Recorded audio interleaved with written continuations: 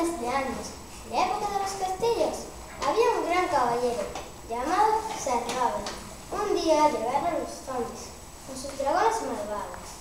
El caballero, que era muy fuerte y poderoso, usó su espada de oro y su escudo de bronce para intentar derrotar a los invasores.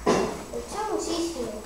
Los dragones cogieron a los zombies y los lanzaron por el aire para darle con sus hachas y matar al caballero. ¡Voy a mataros! ¡Nunca! Nosotros somos más. ¡Ah! Te cogeré, caballero insolente, y con mi boca de fuego arderás hasta morir.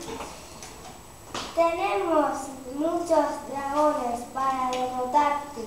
No podrás acabar con nosotros. Eso es lo que pensáis, pero no es verdad, porque yo soy muy fuerte, el caballero más fuerte de todo el reino. Os morderé con mis dientes afilados. ¡Ah!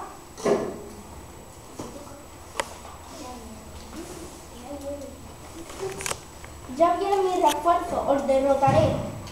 Todos lucharon e intentaron ganar la batalla. Ya han llegado mis refuerzos, ya no habrá dragón ni zombie que me pueda avanzar. ¡Oh, se me ha roto nada! Tenemos más dragones.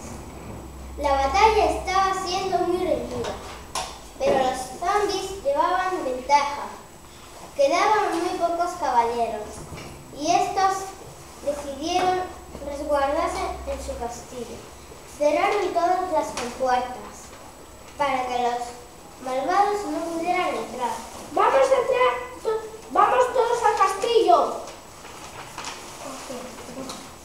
Los zombies se marcharon a sus casas porque estaban muy heridos y se dieron cuenta que con la violencia no se llega a ninguna parte. Los caballeros celebraban una fiesta en el castillo y todos vivieron felices para siempre.